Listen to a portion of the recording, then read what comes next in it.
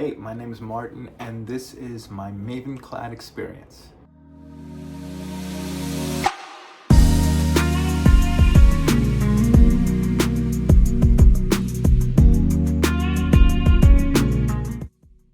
And just to refresh your memory, Mavenclad is really different from all the other DMTs, disease-modifying treatments. This one, you take it for 5 days. You just take one tablet for 5 days, then you skip it for a month, and then you do another 5 days, and then you skip it for a whole year, and then you take another 5 days, skip it for a month, another 5 days, you're done. So when I first started this medication, this was September 2023, I had, everything was cool. And then when I go on to the next month, October, I had did the 5 days, and then towards the end of October, I started to get like this weird sensation of like a soreness, or it just hurt. It felt very uncomfortable on my back. So I did some looking, and I saw that a side effect for for Mavenclad, taking Mavenclad, a side effect is shingles. I've never had shingles before my whole life. And so I was just like looking at it, and I had recorded myself just to see my back, because I don't really see that. Then I felt some kind of swelling on my backside. And yeah, so I was kind of like, okay, doing research on the shingles and just seeing how it worked. And yeah, this wasn't something that would go away on its own. You would have to get some kind of medicine from a doctor. And yes, it's a medication that it's for. It's an antiviral, acyclovir. And that medication, I remember going down to the doctor's office, and girlfriend was just like, oh my God, your back, it looks so bad. It looks like if you got a piece of cheese pizza, love pizza, and you ripped off the cheese, and there's just that marinara everywhere.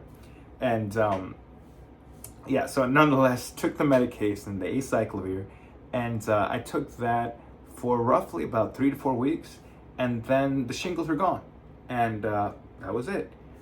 So okay, all right, so I took the next dosage of that. Everything was fine, no shingles, no nothing. And so yeah, the following month, do it again, and then yeah, me and my girlfriend, we both have, we're both taking the same medication. So we're kind of comparing notes with each other. And just, yeah, something goes on with this medication, we kind of, it's, you know, just to kind of keep an eye on each other and our own health. And then I can't stress this enough, always, always, always, any viewers that have multiple sclerosis as well and are taking the same medication, make sure that you're doing your own research. And we can't really put it all on our doctor to be able to know every single thing that's going on with us. We have to be our own advocate. And reason I say that is, yeah, ended up getting this, so horrible. I got this cyst, like in my armpit, like right in the eye. So I was thinking it was just a pimple, just nothing. So of course I was grabbing it every once in a while, trying to just like squeeze whatever's in there out. And that just honestly made it worse. So then it got to a point where it just got more and more painful. It hurt, like for every single kind of movement of your arm, it just was starting to get more painful. And so I ended up going to an urgent care. And at the urgent care, the doctor grabs a needle and is like, this is going to be the most painful part of the whole process. And so they were gonna numb it. So they get the syringe out, and they went right through the eye of the armpit, if that's even a thing. And I kid you not, I was on the verge of wanting to hit this lady in the back of the head because it hurt so bad. And but I didn't, so I had some kind of composure there. So she had numbed the site, and then roughly about like half an hour later, she she came with another tool, and she started scraping it away, and I swear it felt like when you have a itch that you can't scratch, and when you finally are able to, you have that same like it just feels so good. You have that, it's such a good feeling. And yeah, she was scraping it away, and I was just like, oh my God, there was no pain, and it was so freeing because I swear that was like a prison in itself of that pain.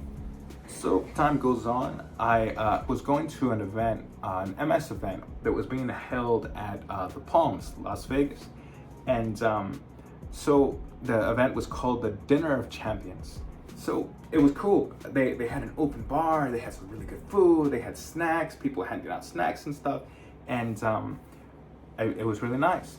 And then of course there was they had like a charity thing, and there was a bunch of things that people were bidding on. And then so I had a few drinks. I mean, who wouldn't? Open bar. But the thing I totally forgot is alcohol does not mix good with multiple sclerosis, nor does smoking. Thank goodness I don't do that.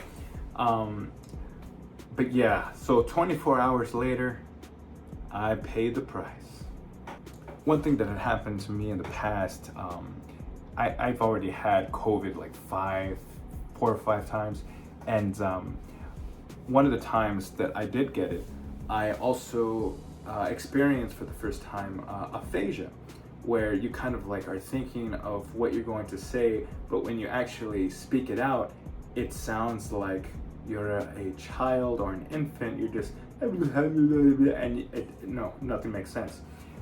So when I went to the hospital, when you go to the emergency room, and all you guys know that have been there, and I'm so sorry that you had to go there, you're getting asked questions a dozen times, or a dozen questions all at once from different doctors, nurses, and all that. And then I was doing okay, but then after a while, I just started to, I couldn't talk. It wasn't making any sense.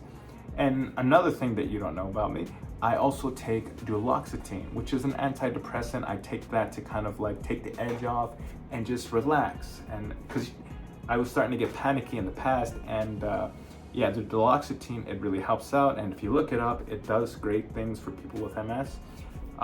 Nonetheless, I get there to the hospital, so my girlfriend, she calls me and she's asking questions just like, okay, what happened, this and that, and this and that. And I was frustrated with the way that I couldn't really control what I was saying. I was just like, and then I would yell at a profanity in frustration. And it's funny how I can say those kind of things right with no problem, but not what I'm actually trying to say. She had this thing where it was very smart. She was just like, okay, I'm gonna ask you yes or no questions. And then, so that was very easy for me to be able to say. So she'd ask me certain questions, yes, no. And then, she came down to the hospital as well. And I had my family there, and then I had a bunch of supporters from MS, just there at the hospital. And it was with the doctors, what they were doing with me is they were giving me Solumedrol. It's a steroid, and they typically would give me a high dose of it, but I had told them, I'm like, no, because if you give me a high dose, I get hiccups horrifically bad. And I'm not just exaggerating. I mean, we're talking hiccups for like a week straight. You can't sleep, and it starts to hurt because it almost feels like you start to get acid reflux. So every time you hiccup, you think you're gonna throw up too, and then it's painful. It's horrible. It's very, very horrible. So while I was there at the hospital, a weird thing that has never happened to me either was I was starting to have hallucinations. And the way everything looked to me, it was like we were in a post-apocalyptic kind of setting. It was like the desert, and it was very, very hot, and I don't like it when it's hot. And it was just so bad. One of my other friends that was there, they had brought a personal fan thing and was putting it on me, and it was cooling me down. But then a nurse comes in and says that she got the okay from the doctor to give me duloxetine. So that in itself is a major help. And one of the things with MS too, it's just like your loved ones, especially if they don't have MS, they don't really understand what it is that you're feeling. And it's sad when you see that in their eyes, you know, that kind of like uncertainty. But yes, nonetheless, going forward with the story. So they gave me, the low dose of the Solumedrol, and that got me like back up to being able to walk around. And I was feeling a whole lot better. And everything was just starting to go back to normal. The cyst that I had that was forming on my backside, that guy was so painful. What they did is they just had doctors or nurses there at the hospital kind of working with it and putting an ointment on it. And after a while, that was starting to go away. And so yeah, that's the horror stories that went along with that. So right now it's just kind of like the waiting game. I'm done with the medication, and it's just kind of like your doctor has to monitor you with MRIs, just making sure there's no activity going on. And all I can do is keep my fingers crossed, my toes crossed, eyes crossed. I can't cross my eyes, but I'm just saying it for the sake of saying it.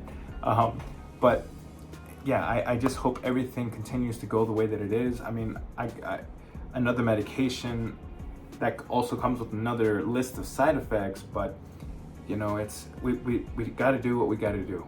And thank you guys so much for watching, and thank you. You guys have a good one.